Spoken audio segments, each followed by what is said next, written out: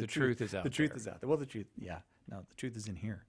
No, I forgot where I was going to go with that. But many of these questions you solicited Yeah. some of these questions, and folks were shared their odd questions or odd questions that had been asked of them. As a matter of fact, other apologists here at Catholic Answers and other apologists elsewhere said, "Oh, here's the oddest question I've gotten," or that kind of thing. So we'll get to some of those. First, though, we were going to talk about Stephen Hawking. That's right. I apologize. I forgot that. We don't mention Stephen Hawking's passing. Well, I heard this morning, but I guess in our time it would be last night. Stephen Hawking, the great physicist, died at 76 years old. On Pi Day. March 14th, 3.14. Isn't that something? Died on Pi Day. Yeah. Any thoughts on Stephen Hawking? Because it's a good place to start. It's funny that we had planned on doing this weird, odd, strange things show. And some of them will deal with science and stuff. Yeah, and he was very interested in the strange. Like black holes was his favorite thing. One of his favorite things, yeah. He, so I've, like a lot of people, I'm aware of Stephen Hawking. I've read several of his books. And he's, when he's writing for a popular audience, he's actually quite accessible. He's obviously a really smart guy. Had, like anybody, had some kind of rough edges to his personality on various issues. Was a member of the Pontifical Academy of Science and met and interacted with a number of popes, including most recently Pope Francis. Had kind of went back and forth on the God question. If you read some of his earlier books, like A Brief History of Time or A Briefer History of Time, he talks, or Universe in a Nutshell, he talks about God in a way that's very open to the idea of God, or at least some idea of God. In a more recent book from about 8 years ago called The Grand Design, he was more closed. And his arguments, frankly, in that book weren't that great, which was rapidly pointed out by people that he really didn't have an explanation for how the universe could come from nothing, which was what he was trying to argue, is that there would be a way for it to happen without God, but he wasn't starting with nothing. Yeah, I think part of the reason he had trouble with that is that it's impossible for something to come from nothing. Yeah. I think that might have been part of the problem. Well, and he that is part of the problem, yes. But he had some arguments like, well, if you have certain laws of physics, then you could get a universe that would generate from those. But the thing is, where do you get those laws of physics? Right. You have to start start with something. Yeah. Right. Yeah. So, but that was 8 years ago, and so who knows? Maybe he may have reconsidered by then, maybe even in his final moments, and we can certainly all hope so and pray for his soul. Right, and he seemed to enjoy the same television programs you do. Some of them, he appeared on Star Trek. Star Trek, yeah, he was in the final episode. Yeah, that was the final episode of the Next Generation of Star Trek. Yeah, he got to play cards with Einstein and Newton and Data. Yep. And he got to, he via his voice synthesizer, got to issue the immortal line, "Wrong again, Albert," when Einstein called his bluff. Oh, oh right. That's right. Well, so we certainly can pray for the eternal rest of Stephen Hawking. And by the way, and I saw this pointed out more than one place with Stephen Hawking. He was apparently, at least this is the claim, he was born on Galileo's birthday, died on Einstein's death day. Really? Yeah. I haven't verified that, but I'm seeing people claiming that online. Originally, did you know he originally wanted to study mathematics and not physics? But he couldn't because he was, well, he could have, I guess, but he was at Oxford, and they don't have a mathematics department at Oxford, apparently. So he had to go for physics.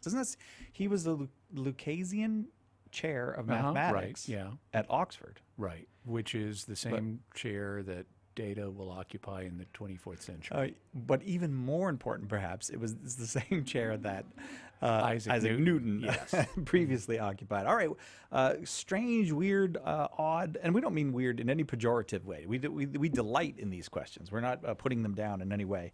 And we try to maintain an atmosphere in which all questions are welcome. So let me give you one, Jimmy.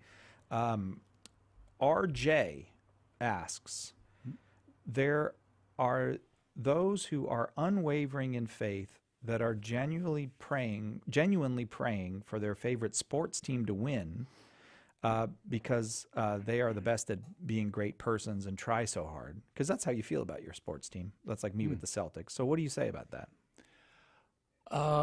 Well, it's a difficult question for me to tackle because, get it, tackle. Because, yes, we're tackling. Because, hey, I made a sports metaphor. I get a gold star for that. Because I'm not a sports fan. And the thing is, I never have been, even when I was like 6. So I grew up in Fayetteville, Arkansas, which is the hometown of the Razorbacks. Oh, yeah. Sports was a big deal there. Mm-hmm. But even and I came from a university family. My dad was a professor at the University of Arkansas. And so I was just surrounded by all this Razorback stuff. And even then, I didn't get it. It's like, why should I root for this team just because I live in geographical proximity to it? Yeah. So that's the one question you can't ask if you're going to be a sports fan. You just have to just go with it. That's all. You just can't ask that question. But I would say that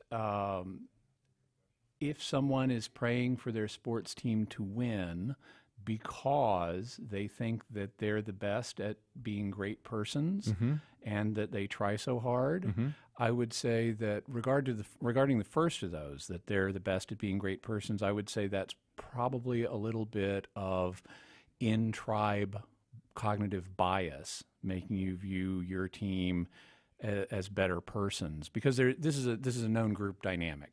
You have an in-group, out-group dynamic. You view people in your own group more positively and people who are not part of your group more negatively. Right. This is a known human cognitive bias. And so I would say probably you're not correct if you're thinking that your guys are genuinely better people. Can I just get a clarifier on that? Yeah. Does that hold true if you're talking about the Celtics versus the Lakers as well? Yeah. Because the Celtics are better. Universal. People. Oh, okay. All right. Just making sure. Okay. On the second one, wanting them to win because they try so hard. Yeah. Well, that could be true in individual cases, that particular teams really try hard, and there's something very endearing about wanting, when you see people you care about and they're really trying and you want to see them rewarded. And that's another natural human instinct. And in this case, it's a very endearing one. The in-group, out-group dynamic is less endearing because it can lead to conflict between groups. Right. But just wanting to see people you care about succeed when they really try hard, that's a very endearing one. From God's perspective, though, I don't think that either of those grounds are going to be particularly persuasive in getting God to offer divine intervention to help a particular sports team win. I mean, I could imagine really unusual scenarios where, the conversion of 1 million souls is going to hinge on who wins the World Series or something, and God might divinely intervene in those cases.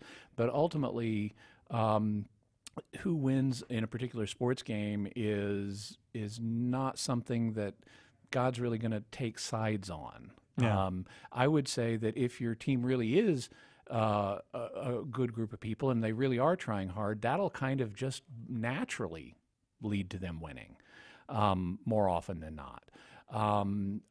What I'm familiar with that I think is a little better kind of prayer is to pray that both sides, and I know some people in sports teams make this their prayer, that both sides play well and that they play safely and that everybody have a good time and things like that. And those, I think, are clearly worthy prayers in a sports context. But wanting your side to win just because they're your side, I understand that. That's a human thing. But God's ways are not man's ways, and I wouldn't expect God to side with people just because they're your people. God loves everybody equally. All right. Thank you, RJ, for that question. The weird, the wild, the unusual, the strange. That is our topic today. The questions that we don't usually get or get to here on Catholic Answers Live. Jimmy Akin, senior apologist here at Catholic Answers, is our guest. We'll take a quick break and we'll come back with more of the weird world of apologetics, or the weird side of apologetics, after this on Catholic Answers Live. Bringing you the truth. Catholic Answers Live. God helps those who help themselves. Preach the gospel always. When necessary, use words. Sayings like these are such a part of tradition that we assume they come from the Bible, the saints, or famous Christian writers. Even though nobody can seem to place their origin, by sheer repetition, they have acquired a halo of truth. In What the Saints Never Said, Trent Horn takes over 40 of these well-known but actual dubious sayings and attempts to track them to their true source. The result? He finds some that are close to what was really said, many that were misattributed or twisted beyond their original meaning, and more than a few that were just plain made up. By setting the record straight, Trent roots out theological errors that can lead us away from Christian truth and offers authentic quotes from Scripture, saints, and scholars that will draw you closer to that truth. Get your copy of What the Saints Never Said today by calling 1-888-291-8000, visiting the shop at Catholic.com, or asking for it at a good Catholic bookstore near you.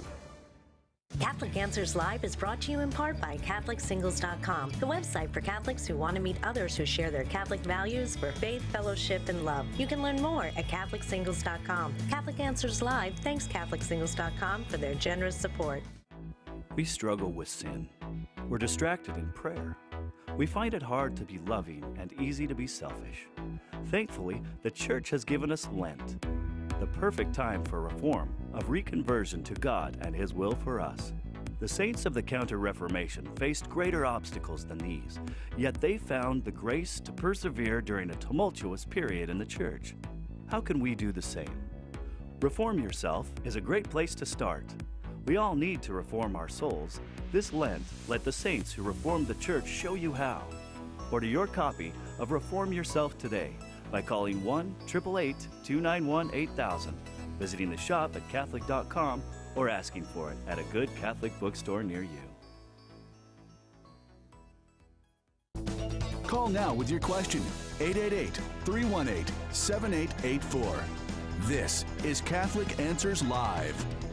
Welcome back to Catholic Answers Live. Jimmy Akin is our guest this hour. We're tackling some of the strangest questions we get here at Catholic Answers. We thought it would be fun to have a afternoon to just take the weird and the wild in our questions. And I forgot to mention the first hour. All of these have been submitted already, so we're not taking calls today. But Jimmy's in for open forum tomorrow. Yeah. This is just the third time this week? Jimmy? It is. It's an unusual week. This is a weird, wild week we're having here. Yep. Let's go to Mark. Mark's question, is it true that a medieval pope had a dead pope dug up to stand trial? Okay, now this story just really strains credibility. I mean, How could you ever believe such a thing? Digging up a dead pope to put the dead pope on trial, even though he's dead. Yeah. Well, you know what? What? It's true. What? Yeah, it's really true. This happened in the 800s, in the late 800s.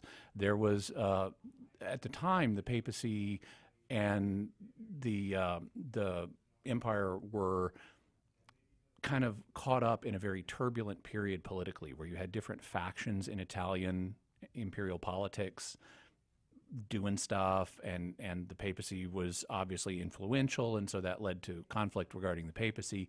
And it was a very human time, by which I mean it was a bad time, and because humans tend to mess things up in the present order of things. And they were messing up stuff at this point. And so you had this succession of popes very rapidly. It was a very turbulent period. And there was a pope named Formosus who served in the 890s. And he didn't serve very long, although he served longer than his immediate successor, who only served 15 days. Even shorter than John Paul I. Was there some foul play in that 15-day one, or not in the 15-day one, but there was in the next one. Oh, okay. Stephen the Sixth, sometimes called Stephen the Seventh, and Stephen the Sixth. We'll mention how he ended, or at least my memory of how he ended. But he was the one who really was hacked off at Pope Formosus, who had died by this point. And so he had Pope Formosus's body exhumed, and they put it on trial for a number of alleged offenses, including perjury and usurping the papal office and things like that, and convicted him after, even though he was dead.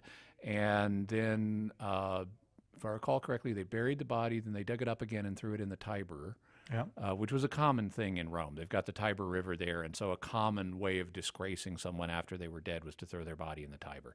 However, his body was recovered and exonerated, and is now buried in St. Peter's Cathedral. Thank goodness he was exonerated. Yeah. I mean, things did not end so well for Stephen the Sixth. Sometimes known as Stephen the Seventh. Sometimes known as Stephen the Which Seventh. I think is my favorite part of the story. Well, you'll have to factor in this part of the story. He was then thrown in after his oh, by the way, if you want to read about this, it's called the Cadaver Synod. It happened in January of 897. But you can go read about the Cadaver Synod. It didn't end well for him. It kind of turned popular opinion against him. He got thrown in prison and then killed in prison. I'm sorry to hear that. Yeah. I thought this was all going to end on a happy note. It seemed like such a happy story. No, well, you know, it's one of those things that can happen. I mean, the very first Pope, St. Peter, he denied Christ. Yeah. You know, and so popes can definitely have flaws, but God can work through them anyway, just like he worked through St. Peter, despite St. Peter's flaws. Indeed. Again, we're covering the weird and the wild today, the strangest questions we get here at Catholic Answers. We got a bunch of them. We'll get to as many as we can. And we go now to Jethro, who asks, is it true some pope and saints were tobacco smokers? Yes. Yeah, absolutely. Lots of them, in fact.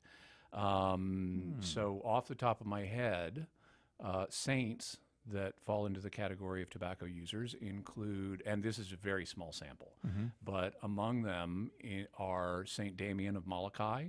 What? Yeah, he was a pipe smoker. He also raised tobacco in Hawaii.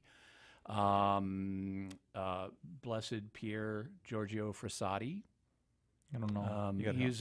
He was a 20th century. He died in like 1925 or something. He was an Italian, very young, kind of manly guy, big sportsman. He was a mountain climber. There's a famous picture of him. He's just ascended some mountain. He's standing there on top of it, and he's smoking a pipe. Nice. In some of the more politically correct airbrushing, the pipe has been airbrushed out. But that's good. I'm glad to hear that. Alphonsus Liguri, a doctor of the church, used snuff. And, Joseph Cupertino, John Bosco, and Philip Neri all used tobacco. One that will probably surprise some people. Oh, by the way, so did St. John Vianney. He was a snuff user, and Padre Pio. Oh, was he really? Was a snuff user, yeah. But one that will probably surprise people, St. Bernadette Soubirous was a snuff user. Was it just very common? It was very common, yeah. And in fact, she was actually prescribed it because of her asthma. Oh. And it would like help her sneeze and get stuff going again, I guess. I guess. So there have been bunches of saints. Also, I want to say Edith Stein, if I'm not mistaken, was a cigarette smoker. The same thing has been true of popes. Pope Benedict XIV, back in the 1700s, he was a snuff user. Pius IX used snuff and built a cigar factory in Rome. Leo XIII was a snuff user. Pius X used snuff and cigars. Pius XI smoked cigars. John XXIII smoked cigarettes. And, according to press accounts, Benedict XVI really smoked or smokes cigarettes and has a preference for Marlboro. Really? Yeah. Wow. So this is not, I mean, I know today, especially in places like California, there's a lot of anti-tobacco sentiment. Yes. But it is not church teaching that smoking is a sin. It's just not. And it never has been. So what is the church teaching about tobacco? Here's church teaching. If you look at the Catechism of the Catholic Church, paragraph 2290, it says, the virtue of temperance disposes us to avoid every kind of excess, the abuse of food, alcohol, tobacco, or medicine.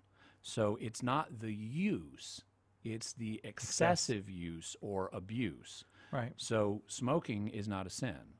Smoking too much is a sin, just like eating is not a sin or drinking is not a sin. Eating too much or drinking too much is where the sinfulness lies. I've always thought smoking is an interesting little test case because it's from the Americas, and so it's never mentioned in any of the scriptures of most of the world's religions that came from Asia and Europe for the most part. So, like I believe, like Islam, which has quite a few restrictions on various things, Muslims can smoke. If I'm not during Ramadan.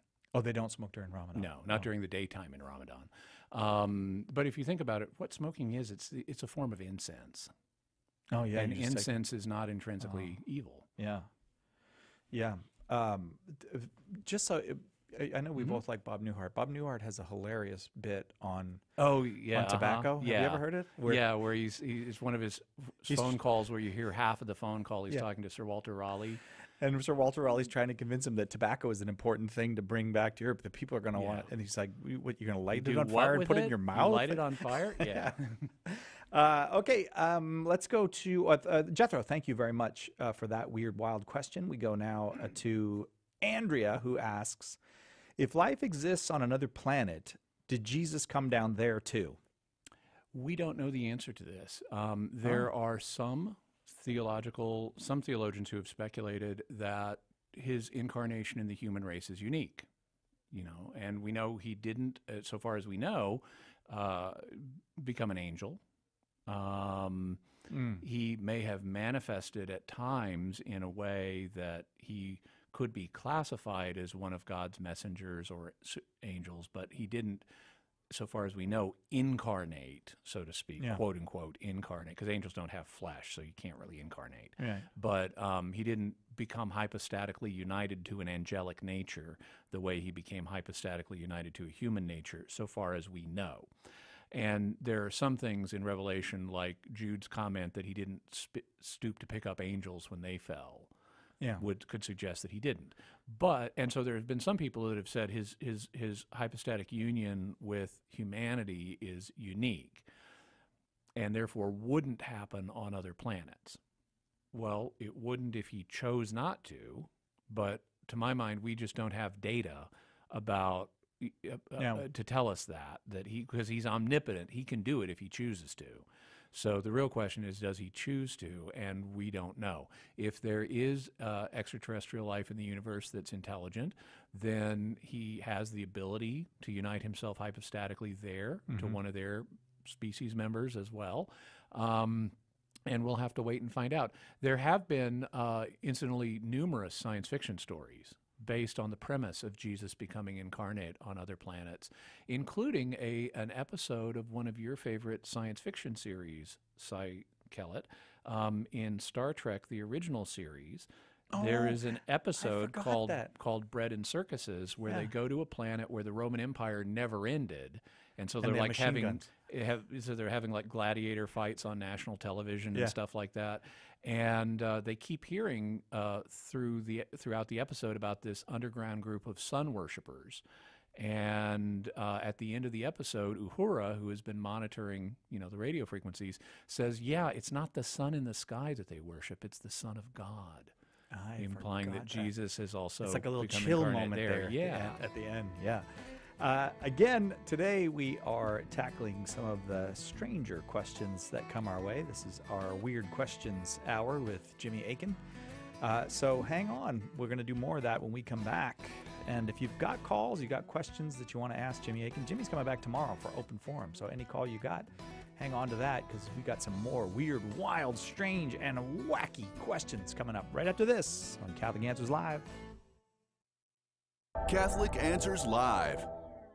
This week on EWTN On Location, the 2017 EWTN Catholic Radio Conference comes to EWTN Television featuring Dr. Ray Garendi, Father Larry Richards, Tompkin and Blaze, the EWTN Choir, Dr. David Anders, EWTN radio affiliates, and more. It's an hour of highlights from the Catholic radio event of the year. Join us for EWTN On Location this Saturday, 2 p.m. Eastern on EWTN Television.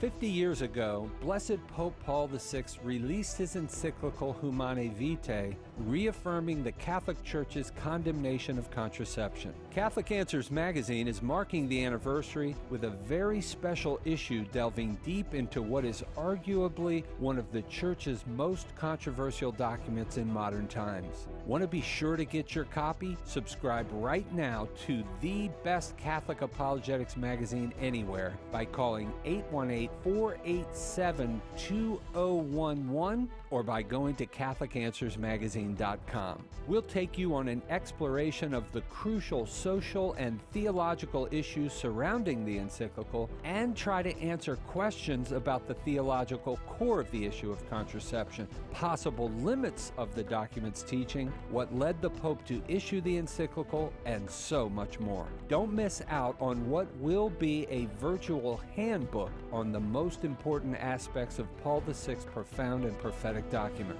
Don't wait another moment to subscribe. Call 818-487-2011 or go to the shop at Catholic.com right now to get subscriptions for yourself and those you love. Share the faith. Defend the faith. Catholic Answers magazine from Catholic Answers, the most trusted name in Catholic apologetics.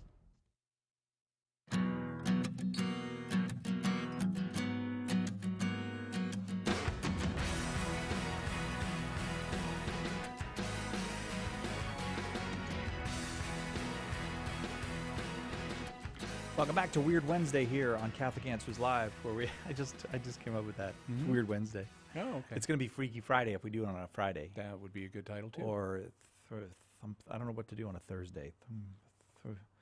Thoroughly odd Thursday. Something like that.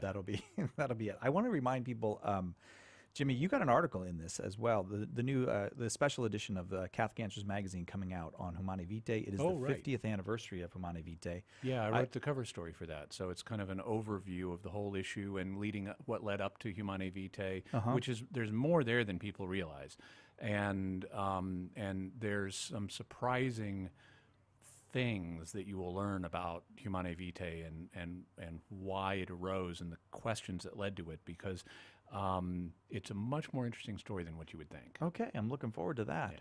And I was just talking with Tim Ryland, the intrepid editor of Catholic Answers magazine, and I said, "Are you proud of it?" And he said, "I'm very proud of it." So, good. Yeah, this is a big one, and I really think this is the great kind of searing controversy that the church has faced over the last 50 years. There are other controversies, but this just goes to the heart of everything. And Humanae Vitae was the point at which maybe the battle was most hotly joined. And so reflecting on it is a very important thing, and this issue will really help you to do that. The way you get the magazine is you just go to CatholicAnswersMagazine.com to subscribe. It's $10 to $20 off now, depending on whether you make a 1-year or 2-year subscription. And if you can subscribe this month, then you will be in time to get this magnificent Humanae Vitae issue with the cover story by Jimmy Akin and articles by lots of other. We talked yesterday with Trent. Trent wrote an article for it as well. So lots of good people have a piece in there, and I hope you'll get it. When I say it is Weird Wednesday, I mean that we are tackling questions today that have come to us through various means, internetish. And they through are Facebook. Oh, they're all from Facebook? All from Facebook. Oh, yeah. Okay. So not through various means, through Facebook. And they all have to have a weird angle, or they're different than the usual question that we get. And this one comes from Mark Shea, actually. Oh, and Mark okay. is a well-known apologist himself. Right. And his blog, I think, is Catholic and Enjoying It. And he has this. I was once asked on the air. So he was on another radio show. Yeah, right. And as a Catholic apologist, this is answering questions. And he says this question was an odd one that hit him. We all know that John the Baptist was beheaded. And of course, if that happened today, they would have kept him alive with pumps and things. Yeah. I'm not sure about that. I'm not sure about that premise. Well, but okay. Mark wasn't either. He's told me this story personally, but some guy called up and said, "Okay, so we all know John the Baptist was beheaded, and of course today we'd keep him alive with pumps and stuff." It's like, really? And Mark was like, "Would we really?" So, and I mentioned to Mark that there's actually a 1962 campy horror movie called The Brain That Wouldn't Die, where exactly this happens. A woman gets decapitated in a car wreck, and her husband is a scientist who keeps her head alive in a pan. and her name is Jan. So on the Mystery Science Theater version, they refer to her as Jan in the Pan. So the premise might be a bit off. Yeah, well, see, also the whole point of beheading John the Baptist was to make him die. So Herod... Yeah. Even if he had pumps. Even if he had the pumps, he wouldn't have used them. Right. They did have pumps at that time, but they were hand... Not for recirculating blood and keeping it oxygenated. No. Okay, so the question that follows that premise, however, is a fascinating one. What is the official Catholic teaching on how much body mass you can lose before you lose your soul? Okay. There's no official Catholic teaching on this, so... but I think there is a reasonable theological answer, and the answer has to be judged along more than one axis. On the one hand, now the soul is a substantial form of the body, and therefore, when it's also the animating principle of the body, and so when the body dies, the soul goes away. That's the point at which you have separation of body and soul. So the point at which you would lose your soul due to loss of body mass is the point at which you've lost so much body mass that your body ceases to function and dies. Okay. Okay. So there's more than one way to do that. Obviously, if you're taking off, you're losing weight, let's say, but you're not losing any of your vital organs or anything like that, then you can lose lots of body mass and still remain alive and thus still retain your soul. If, on the other hand, the particular body mass you're losing is part of your vital organs, well, since they're vital, as the name indicates, they're essential for life, vita, and so if you lose that body mass, this is the second axis, if you lose that body mass, then you don't need to lose as much in order. I mean, just lose your heart, you're gone. And so any loss of body mass that would cause death, whether it's a large quantity of less essential body mass or a smaller quantity of more essential body mass, that would be the point at which you lose your soul. A special case is the brain, because the soul soul is involved with consciousness. Consciousness is united with the brain in a special manner. And so a kind of special case would involve, what if you lost the brain, you took someone's brain out and it died, but you kept the rest of the body going, for example, with pumps and stuff. Yeah, that actually does get done. Yeah. Or something, at least it's conceivable how it could happen.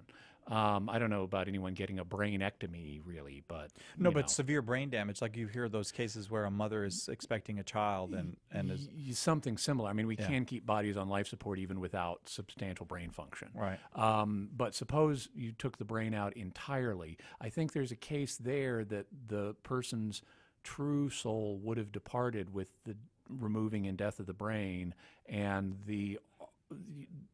that whatever is happening to keep the body alive doesn't involve the person's immortal soul.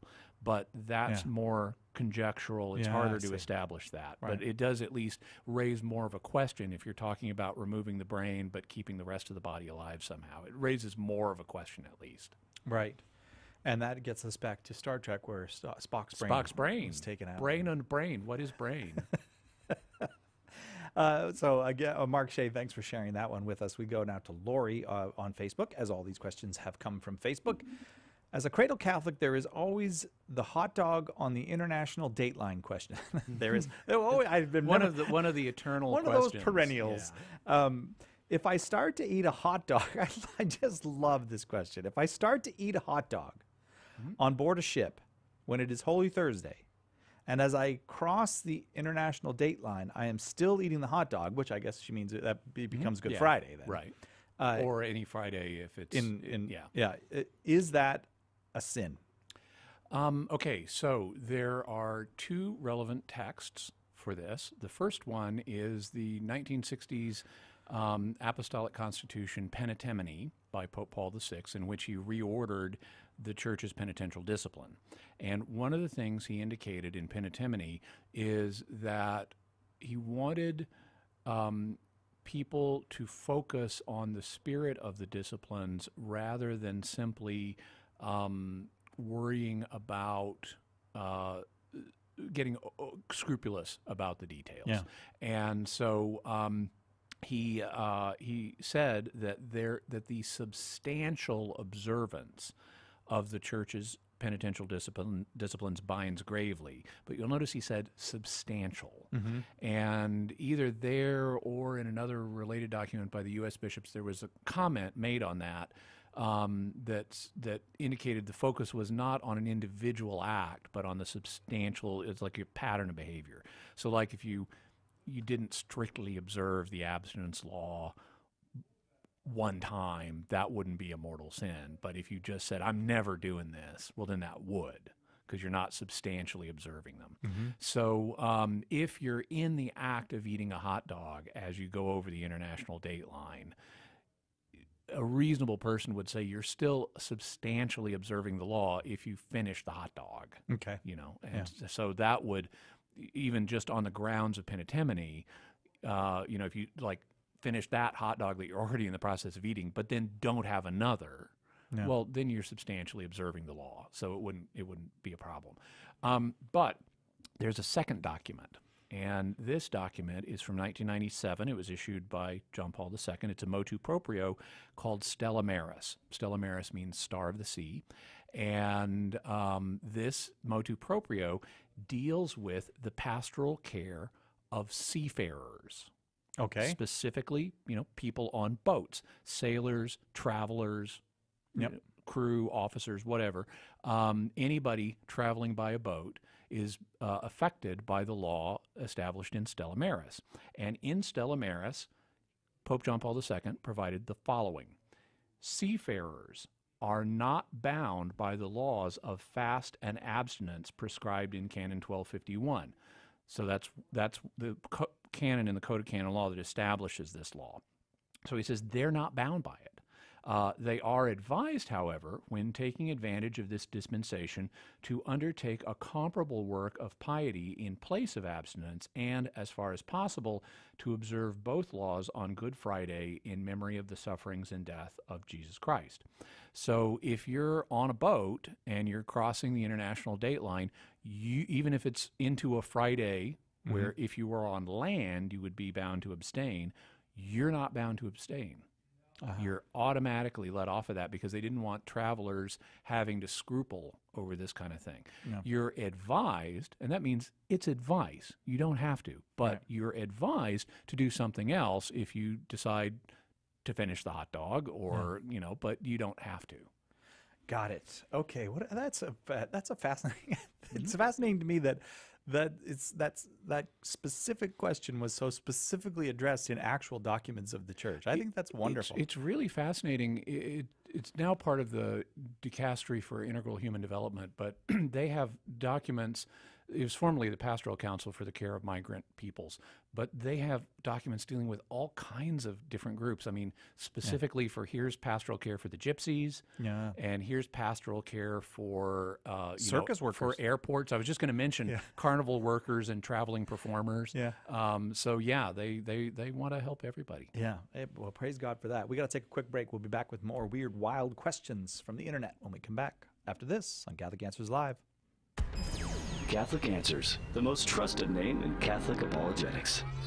Hi, this is Trent Horn, and you've probably heard me explain Catholicism to non-Catholic callers on the radio or engage opponents in formal public debates. I've always hoped these interactions would show people how to graciously defend and share our faith. But they're not enough. That's why I've created a weekly podcast that will help Catholics answer the toughest objections against our faith. Every episode of the Council of Trent will provide listeners with a conversation roadmap that will help them share their faith with anyone. Keep in mind that I hate boring lectures. These podcasts will contain entertaining, informative, and practical explanations of the faith, as well as interviews with the best Catholic writers and speakers in the world today.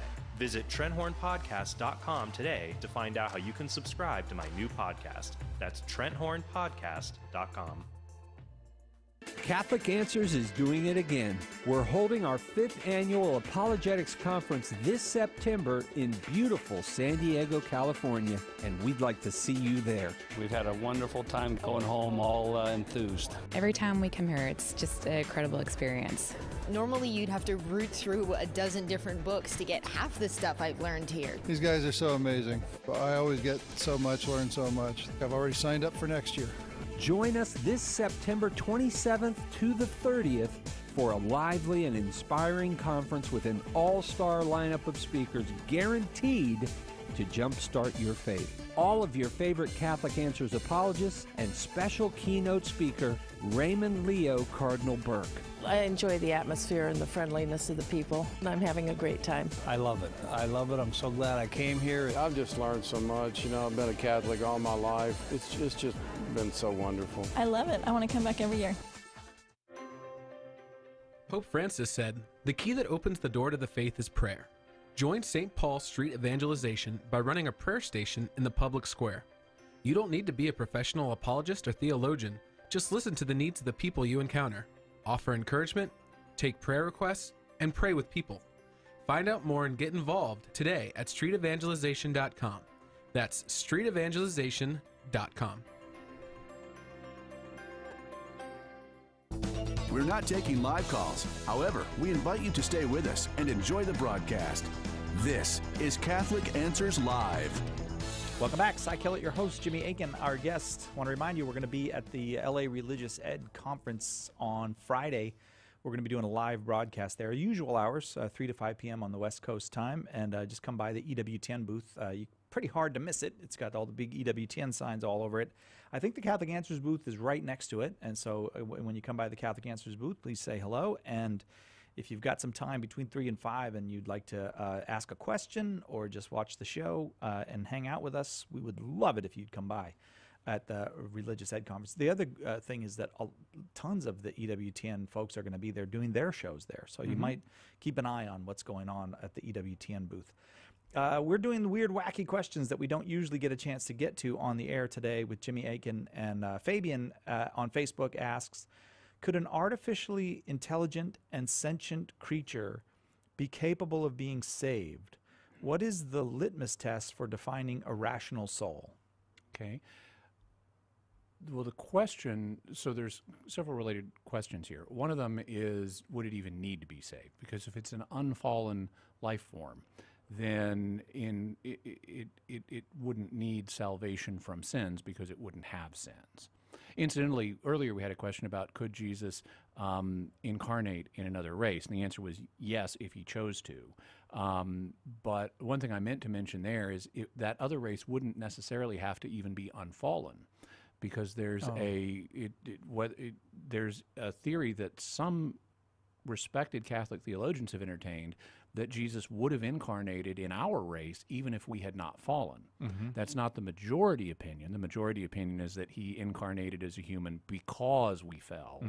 But some have said he didn't have to. He could have incarnated even without us becoming fallen. Same would be true of an alien race. So in order to need salvation, you need to be fallen or otherwise in danger of committing sins. And also you would need, presumably, a rational soul, something that survives death. Otherwise, you're talking about something that's very dissimilar to the kind of salvation people will mean when they say saved. You know, they mean eternal salvation involving eternal life on into the future. And for that, you need a rational soul, or at least that's the classical understanding, that you need a rational soul in order to survive death and have this immortal existence into the future. Basically, a rational soul is an immaterial entity that possesses at least the human level of reason. If it possesses human level rationality and it's a soul, then it's a rational soul. There are creatures that have some degree of reasoning ability, you know, dolphins, chimpanzees, parrots, you know, octopi, that have varying different levels of reasoning ability, but they don't have human level reason. And so we know that of the creatures here on this earth, there's a distinction between human souls and the souls of other animals that have less than human reason. Whether and the classical understanding is that only rational souls survive death. That's not a church teaching, that's just a theological opinion, but it's the most common one. One could say, well, maybe if let's say we met a creature that was nearly human in its intelligence, like almost human in its reasoning level, but not quite. Maybe like some of our ancestors. Would they have had rational souls? Well, not rational of the human level, but maybe rational enough to survive death. Mm-hmm. That's a question we don't know the answer to at this point. That's a wide open question theologically. So part of our problem in wrestling with this question is we don't have enough experience with other parallel cases. Angels we've had a little bit of experience with, and they have supra-rational souls. They have more than human reasoning capability. They're smarter than us. But we don't have enough other examples of things with comparable intellect to us to be able to define precisely where the boundaries are. So what would need to happen to get a more precise answer is we need to meet some creatures, either through space travel or time travel, that have an intellect similar to us, that are biological life forms, and we need to be able to interact with them and have theological reflection on the issues, and ultimately an ecumenical council would need to address some of these questions. But that's what it would take for us to get firmer answers to this question. In terms of could an artificially intelligent and sentient creature be capable of being saved? So let's suppose it's got human level reason. So we take that question off the table. And let's suppose it's got some sins, so it needs to be saved from those. And let's suppose it has an immortal soul, so that it can have eternal life. Well, in principle, yeah, it can be saved. God could make provisions to save a life form like that, just like he saved us. And but not necessarily, because as Jude points out, God didn't stoop to pick up angels when they fell. Yeah. So angels don't participate in the redemption.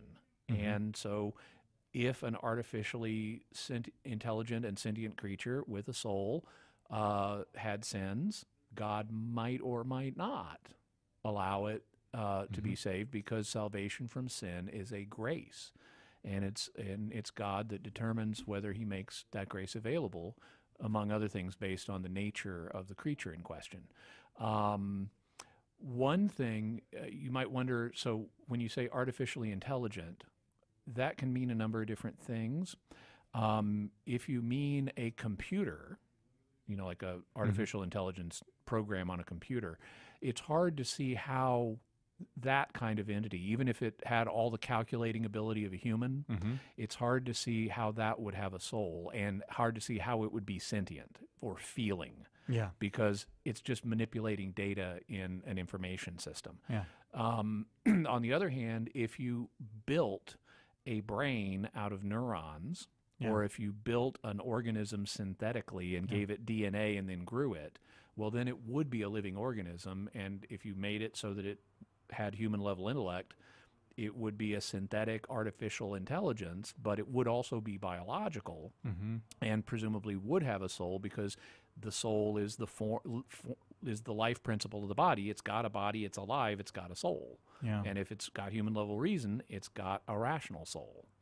And that is wild. Yeah. I'm glad we asked that question. That's a fascinating. For a second, I thought you were saying that Skynet might Skynet be bad. saved. Skynet bad. But you're at the end there. No, because Skynet is a computer, right? It's or a set of computers. Network of computers. Yeah. Yeah. All right. Fabian, thanks for that really cool question. Let's see if we can get one. Should we do the Black Mirror question? Yeah, let's do that one. Okay. George, through the TV series Black Mirror, a recurring theme is digital duplicates of human consciousness getting treated with cruelty as they are enslaved by and pitted against actual body and soul human beings. as Catholics, who are we rooting for? The real flesh and blood humans, right? I'm thinking particularly of season 4, episode 1. I'm gathering you are familiar with that episode. I'm familiar with Black Mirror. I haven't seen, it's a British series, kind of like The Twilight Zone, only with modern production values. Also more modern sensibilities, and it contains some disturbing content. Some of it, I'm told, I've not seen the whole thing, and some of it is disturbing enough I don't want to see it. Oh, really? But I am familiar with the episode in question, the season opener of the most recent season, season 4. And there is a human in it who duplicates people's digital consciousness digitally and has them in a computer program that he runs and uses as kind of his personal video game at home, and he abuses them. He does things to them that makes their digital lives very unpleasant. I mean, he's not usually directly torturing them, but it's like they can't leave, they're not in control, they have to cater to his whims, you know, this kind of stuff. So he's a tyrant. He's a tyrant.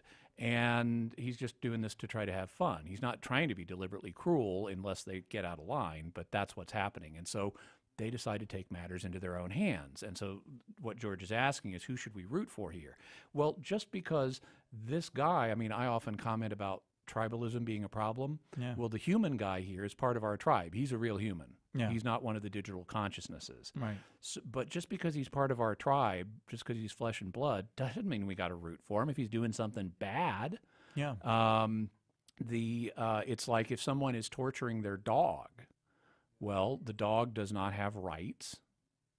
But what's wrong about torturing a dog, even though it doesn't have rights, is it reveals vice on the part of the person doing the torturing. Yeah. So if I torture a dog, that makes me a bad person. It doesn't mean I'm violating the dog's rights, but it shows a viciousness in me to do that. Right. And so if I was torturing a dog, you could totally root for the dog to snap at me and defend itself. I think I might too. Yeah, and in the same way, if someone is revealing viciousness in themselves in how they treat digital copies of other people's consciousnesses, then you can totally root that the digital copies will defend themselves and deal with the person who's revealing his own viciousness. Got it. Okay, that makes sense. But with the dog, if I may just ask a quick follow-up. By the way, I like dogs. I don't torture dogs. No, I know, but with even though the dog doesn't have rights, which is clear, they do feel. Isn't there a way in which I'm offending God because it's God's creature? Yeah. Too. Oh, okay. I didn't know if you were just saying that I was offending God because I was behaving. No, but anything you do bad offends God. Man, that's a. We should have Lent or something. Oh, yeah, we're in the middle of it. How about that? Yeah, that's good for us. Jimmy Akin, you're coming back tomorrow. Yeah. It's great to spend every day with you. It's a fun week for me. Likewise. I want to hear from folks. If you're on Facebook or whatnot, did you like the Weird Questions show? Because maybe we'll make this a bunch regular more thing. we didn't get to. Yeah, we got a bunch more weird questions.